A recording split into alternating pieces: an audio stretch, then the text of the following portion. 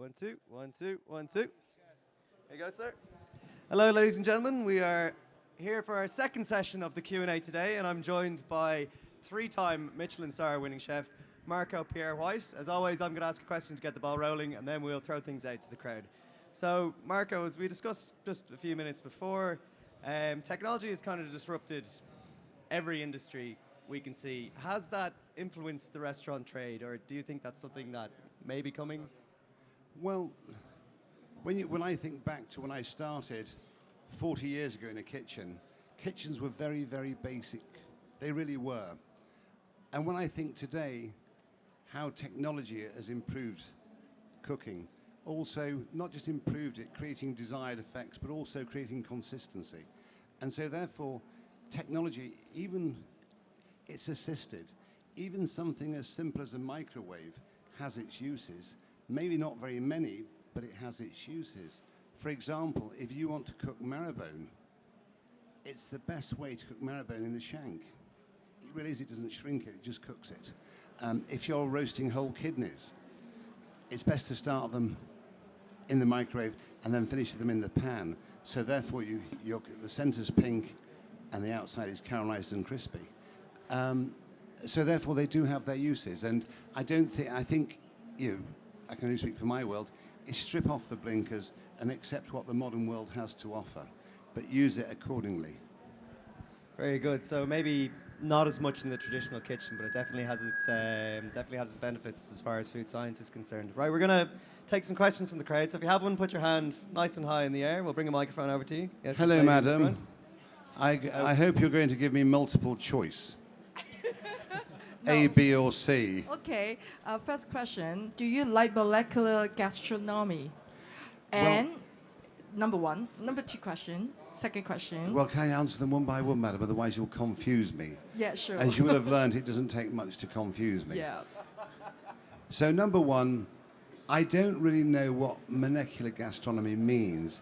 It's a bit like la cuisine nouvelle. It's a bit like classical cuisine. So when I started out in the trade, it was called classical cuisine. And then what happened in the 80s, it was called la cuisine nouvelle, nouvelle cuisine, which means classical cuisine with a concept lightened. Now we move into the 21st century, they call it molecular gastronomy. How boring. It's like canopies on a plate, madam. Can you imagine sitting down for 4 hours and being given 20 courses of little knickknacks on a plate, told what they are, told how to eat them, and let's not forget they're lukewarm because there's no retention of heat in something so small. And then when you've had your mouthful, the waiter asks you, did you enjoy that? It's my idea of hell. I came from the world of grand cuisine, not petit cuisine, so I hope that answers your question. Molecular is a label which is now dissolving away. No one mentions it anymore, does it? Because it was a fad. And yet, I prefer to go down to Hamleys or Toys R Us, Next question, madam. You had another one. Yes. I want to know what is the best meal you have ever had? I've had lots, madam. I've really been spoiled when it comes to dining out. I've had great meals in great restaurants around the world. And then having said that, I've had great dinners where they weren't technically the greatest meals I've ever had, but it was in an environment, because the most important aspect of any restaurant is the environment you sit in, number one. Number two, the service, and number three, food and price point. If you think of your favorite restaurant, it's mostly got no Michelin stars, but you sit in that restaurant, you like the environment, you feel comfortable, you like the service, the food is what you want to eat, and it's of a standard at a price point. There you are. I mean, let's be honest, most dining in most Michelin starred restaurants is like sitting in the chapel of rest. To be quite honest, madam. Course 17. Brilliant. Sorry about that. Who's got that microphone now? Brilliant. Thank I think we have a question at the front. Hello, ladies at the front. Hey, Thank you for coming, first of all. And we've seen lately a lot of disruptive technologies and inventions changes in the areas like technology, like transportation and IT. But still, there is not enough that have been done in the F&B industry. So, as a chef yourself, could you give an advice for all the F&B startups exhibiting here? Can I say something, madam? Have you not seen my phone? I think you're asking the wrong person that question. I've never sent an email in my life, madam. I can talk about kitchen gadgets, but apps is something else. But my battery lasts longer than yours, madam. Thank you. Thank you. Sorry, I can't answer your question. We'll take this gentleman at the front here. How are you doing? Very well, thanks. Hello, sir. Hello. I saw your Startup University speech or panel, and you romanticise the dream quite a lot. But you also seem to have a fair degree of irony and cynicism in how you treat the industry and perhaps the startup world. But it's not cynicism, it's honesty. And there's a difference. It's life is about interpretation, and if you wish to interpret it as being being cynical, then that's your choice. But I'm not being cynical, I'm just being very honest. And I think like when I spoke about Michelin, when I was a boy, the great Michelin was quoted many times as saying, to win 3 stars, you have to work hard for 8 to 10 years. Today, you see Michelin going around the world. Year 1, that restaurant's got 3 stars. That one's got 2 stars. It's against their entire criteria, what they represented years ago. So they're using it as a vehicle to sell tyres, which is clever. I get that. As I say, they know more about tyres than food. That's just my humble opinion. And do you drive Michelin tyres? I don't drive in Hong Kong at all. Okay, when you were in the UK, did you have Michelin tyres? I have no idea. It's a long, long time ago. They're really good, trust me. I'm sure they are. They're sensational. Next They've time I got buy all a the car. technology they need to make great tyres. So I just wanted to. I don't think of cynicism as a negative thing. So I think we perhaps are talking about the same thing when you're being realist. Well, being a cynicist, just being cynical by the word cynical is being negative. I think being honest is positive. So I changed the word from being a cynic to being honest. Thank you. Thank you for your question, sir. Maybe skepticism is a more accurate... Yeah, that's a better word. Okay. You can see who's been educated around the table, can't you? Not me. Who's All right, next? we'll take some more questions. This lady in the front here. Hello, madam. Hi. I hope you're not going to talk about tyres and apps and things like that. I have a quick 2 questions. The first one, what kind of meal you love to cook at home? What type of meal do I love to cook at home? I'll be quite honest. Number one, when I cook at home, I like to do something like one-pot cuisine, so like a delicious navran of lamb or braise some ox cheeks, because I think there's so much more food in a pot than there is a pan. I like making a risotto, but for the family. But the truth is, one of my favorite dinners in the entire world is beautiful ham with Coleman's English mustard and a cup of tea. It's very simple. Yeah. I just like to sit down, read a book, have a sandwich. Because a lot of the time I don't want to use a knife and fork. I just want to use a fork or use my fingers. And let's be honest, madam, when you eat with your fingers, it's way more delicious. Yeah. Thank you. And the second one is the multiple choice. The what? The multiple choice. Which one you prefer between mortar and the blender? I think it was a multiple choice question, but what were the multiple choice. what What were my what were the choices? Which one you prefer between mortar and the blender? The mortar one. Oh, a mortar and a The blender. mortar and pestle or blender, Marco. Well, it depends on what you're doing. If you're doing spices, use a pestle and mortar. If you're making a mousseline of fish, use a processor. It's much finer. And that's what technology has done, is when I was a boy, the only real gadget in a kitchen in the late 70s was a Kenwood chef, which was a genius invention, but it's still there today. And it hasn't actually changed that much. It's a little bit like a Range Rover. They're much the same, but just much more sophisticated. But for spice, use your pestle and mortar. I've got an enormous one which is set into a tree trunk, Victorian, enormous. But thank you. Okay, this Where's that gentleman mic? over Hello, here has a sir. question. What is the one biggest mistake that holds back most cooks from performing at the next level? And similarly, what is the Hold one on, biggest... do one at a time. What's the biggest, which holds them back? The secret is, if you want to be a cook, you have to do one thing. Dissolve your fears of the stove. And when you dissolve your fears of the stove, then you can cook. And the problem with a lot of cooks, they never dissolve their fears of the stove. Because working the stove is like playing a piano. You have to understand it, you have to play it, you have to enjoy it. Your next question was? What is the biggest waste of time when a cook is training to become a chef? What is the largest waste of time? Well, I have a very simple policy in life. I only invest my time in people who will give me a result. Never, ever, ever invest your time in people who are not going to give you back. And that's the same for any business. Only ever invest your time, your knowledge, into people that are going to make good use of it. Whether you're in the technology business, whether you're in a kitchen, whatever your business. Thank you. Stick your hand up if you have another question. I see a lady at the front here, so we can get a microphone over to her. Hello. There's one coming from this side Where? here. It's Hello. just to your left. There we go. Hi, Marco.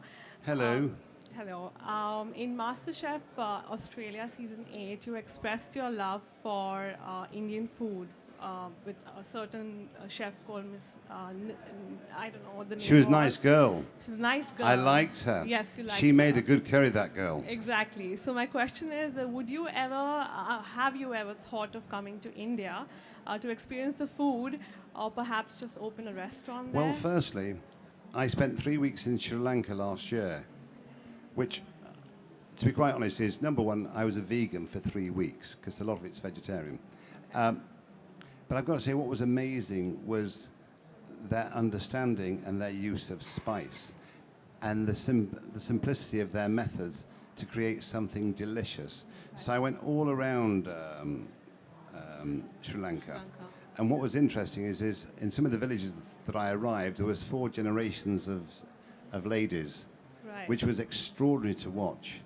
And the food at the end of it was sensational. But I go to India for the very first time next January, February. That's amazing. And to open a restaurant? Or No, of just course for the not. food? Okay. You fool, Clouseau. I think you should come to Mumbai. I'm from there. So. Well, I'd like to go. Well, I'm looking forward to it. As I say, I'm sort of just setting some dates now for January, February. Okay. All the best. Thank you for your question. Thank you. Brilliant. But she was a good cook, actually. Yeah. Brilliant. Hands in the air if you want a question. I see a gentleman over here, and then we'll go to this gentleman here. It's a bit easier, guys, if you come to the front, because we can see you then and get the microphones to you. So if you do have a Just question- push in. Hi, Marco. So, Hello. I live in Thailand, and we work with the food industry. And a lot of restaurants, they struggle between trying to understand what their walk-in restaurants behave and eat and prefer, versus trying to set an ambience in the restaurant and doing one thing which works the best for them. What is your opinion about how should they actually work in trying to get restaurants? Well, I think number one, you don't have to be a rocket scientist. All you have to do is sit down and create an environment which you feel comfortable and your friends feel comfortable within. Simple as that, isn't it? And let's be honest, you see people paying thousands of pounds for lighting specialists to come in and do the lighting. And the truth is, it tends to be the most unglamorous lighting in the world. What's wrong with a candle? Candles are, without question, the most beautiful lighting. They make everyone look better, including myself. It's true. That is. It's romantic, and that's the only thing within our industry that never dates is romance. But also create an environment which works with the food that you're serving. I mean, sometimes you go to restaurants, that's the environment and that's the food, and it's inconsistent. Look at the food that you're going to make and then create the design and the feel around the food that you're serving. Simple. Thank you. Thank you very much. Brilliant. I think we had a question somewhere in the middle here. Yeah, if you want to step forward there, don't be shy. As far as I'm aware, he doesn't bite. All right. Hi, Marco. Hello, you. A big fan here. I'm a big fan of yours too. I want to know, throughout your years of experience, what do you think is the most the best gadget or the best cooking technique that has kind of evolved and helped cooking and working in the kitchen easier or much better in the last, how many Well, years? one of the things that I think is, and I've used it now for nearly 40 years, because I worked with the French for many years, and in those days it was only the French that used this contraption, was a sous vide machine, a Cryovac machine. Number one, it retains freshness, so you can use them for storage. Number two, you can use them for cooking. And so therefore, they're very good. So if you think of just the Cryovac machine, or the sous vide machine, whatever you call it over here, it's a necessity in a modern day kitchen. So for example, say we get our fish in, fresh today in the middle of the countryside, we fillet it, we portion it, we put it into a sous vide, and then we submerge it in an ice bath. And an ice bath it's like an offal tray, which is about 3 foot by 2 foot and about 3 foot high. Fill it half with water, and then top it with ice, and then put the fish underneath it. Retention of freshness is enormous, and that's what's important in the kitchen, is retention of freshness, whether that's meat or fish or shellfish. You put it in a fridge, how many times do you open a fridge door? Endlessly. Temperature fluctuates. Number two, at the end of the day, after service, you work in the kitchen, yes? What did you say? Tester. You're a food tester. You like to eat the food. There we go. A food taster. Yeah, that answers a lot of my questions. I can see you're doing very well at it. So therefore, it's about retention of freshness. So therefore, apart from all the obvious, if I said I was only allowed one modern piece of equipment, machinery, it would be a sous vide machine. Because that way that I know I can, number one, preserve things, and secondly, retain freshness. And that's what it's all about. Because chefs, we don't have a glass ball. We can't predict how many portions we're going to sell tonight. And so you look at most restaurants, what they do is at the end of the night, they take out, they put it onto a fresh tray, cover it with cling film and put it back in the fridge. But when you think, constant change in temperature. And so the shelf life is much less. I hope that answers your question. I love your job. I wish I was a food taster. Cool. Can you imagine you get paid for eating? Genius. I know, it's amazing.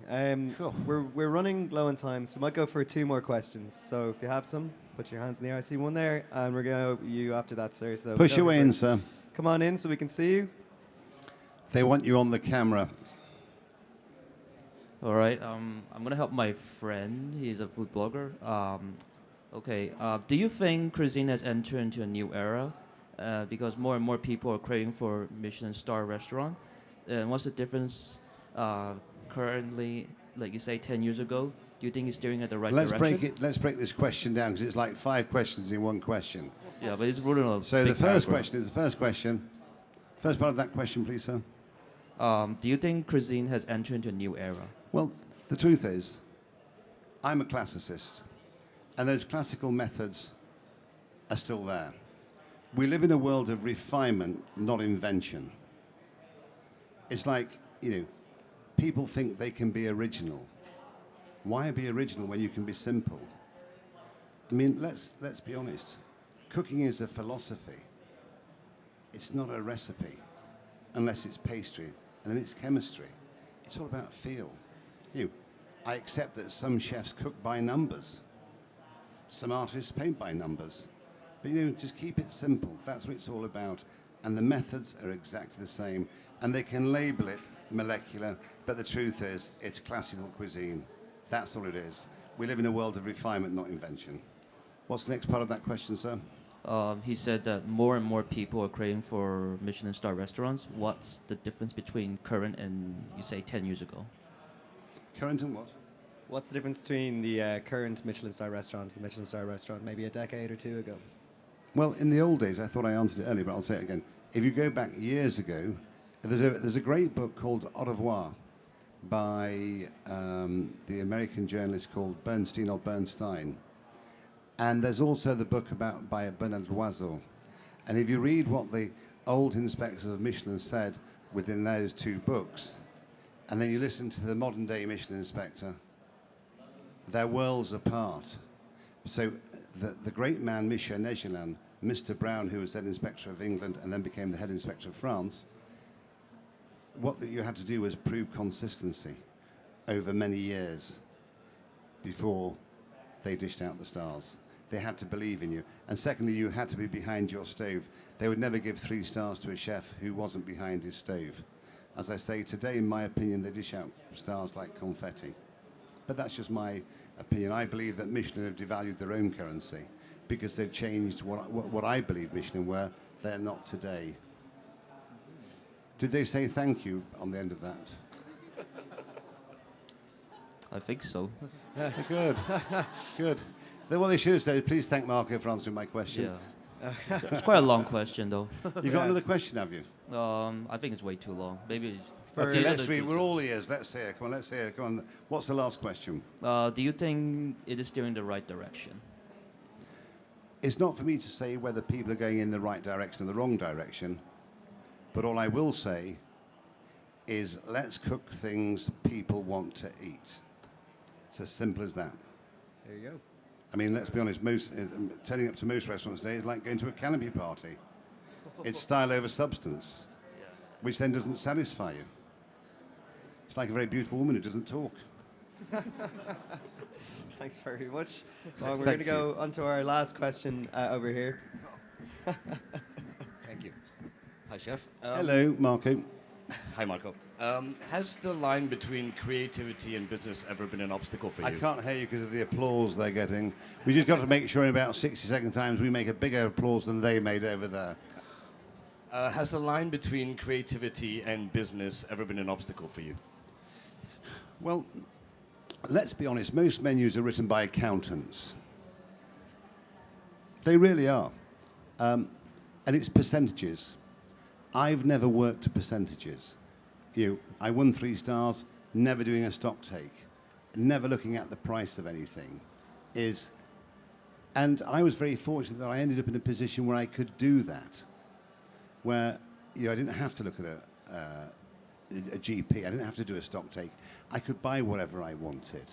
Not everyone's in that position, and a lot of Michelin star restaurants, they're not super busy in England, especially in the countryside.